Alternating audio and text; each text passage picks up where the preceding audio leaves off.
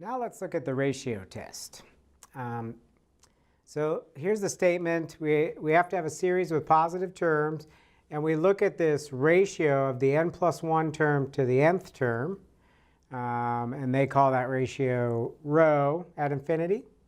And then we have these conclusions based on the value of rho. So the first thing to notice is that that ratio, if we had a geometric series, if you recall, by definition, that ratio is a constant, right? If you take the second term over the first, third over the second, fourth over the third, all of those get the same ratio, and that was our R from geometric series. So it's no accident that they're calling this rho, because really what we're saying is it's not geometric necessarily, but it's becoming like a geometric, right? It's falling into a nice ratio. It's getting closer and closer to being some ratio. And so that lends a little intuition about what these should be, right? Because we know that if R is less than 1 for a geometric, that series converges, and that's our conclusion here for rho as well. If R was greater than 1, a geometric diverges, and that's what we have here as well.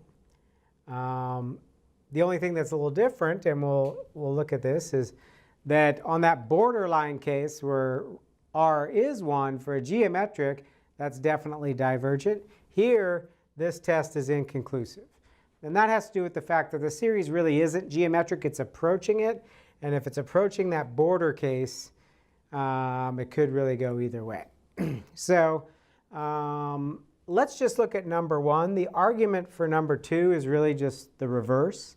So let's just look at number 1.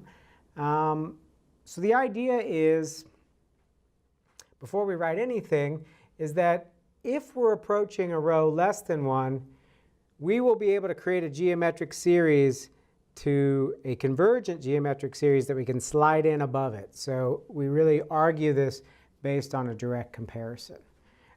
So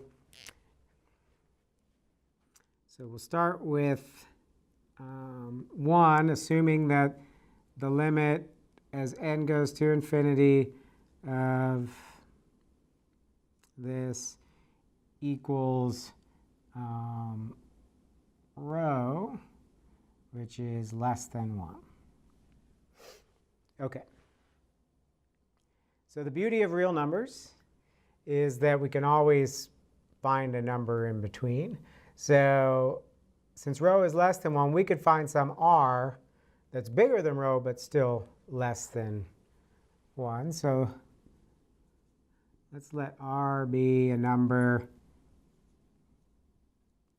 that's bigger than rho and less than 1. And so where I'm headed with this is I'm going to try and construct a geometric that has this as its R. So therefore, and it'll be less than 1, so it'll be a convergent geometric. But we're going to have a upper bound then on this, so it'll be less than this convergent. Okay, so let's think about how we want to do this. So now this ratio approaches rho, right? So eventually it has to be less than R, right? So because it's getting closer and closer to this value, and that value is smaller than R. So for sufficiently large n, so for n bigger than some big N, our ratio will always be less than R, which, if we rewrite this, means that each term will be less than R times the previous. And so the idea is to create a new series, a geometric series that starts right here, and from then on, it will just be the geometric that takes that R from then on. And every other subsequent term in our given series will be less than that. So now we have to define this new series. So let's define Bn to be our ANs for all n before this happens, right? So all n less than or equal to big N.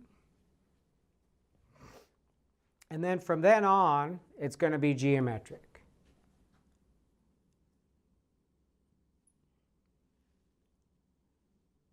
And so then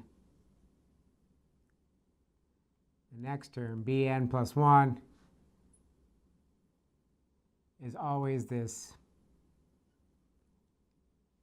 wherever this switch happened, times R.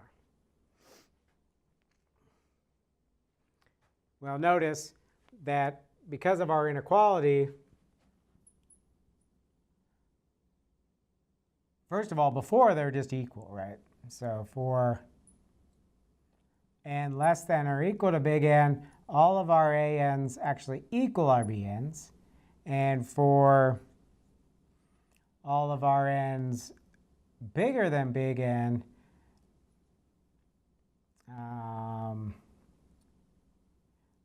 our ANs, let's say,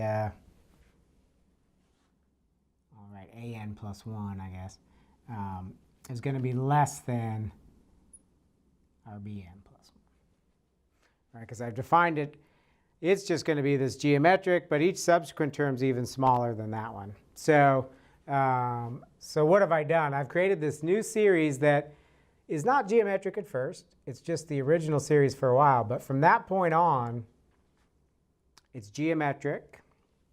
So the sum from big N to infinity of our BNs is a convergent geometric. Absolute value of R is less than 1, right? Because remember, we picked this R to be some value less than 1. But because it was bigger than rho, it's also, we also have this inequality, right? And so by direct comparison,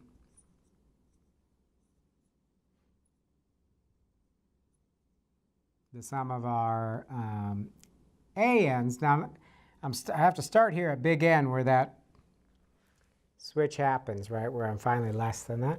So this series converges by DCT. So we created this geometric series.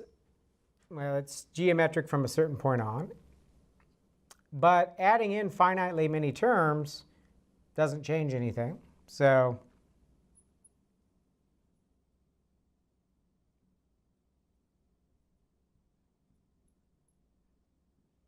backing that up to n equal 1, it's still going to be convergent. We're not going to add in a finite number of terms and all of a sudden tip this over to being divergent.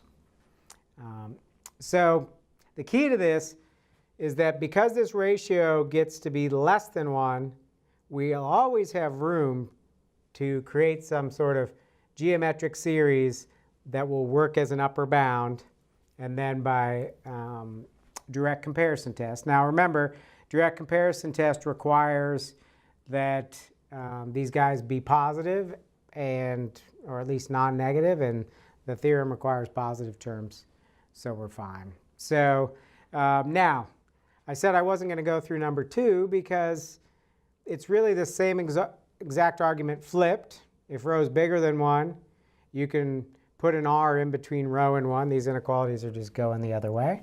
And then you put a divergent geometric underneath it. So then you can argue by DCT again that you're divergent because you're bigger than this divergent geometric. The last thing we need to look at then is number 3 there, why it's inconclusive when that rho comes out to be 1. So we'll look at that next.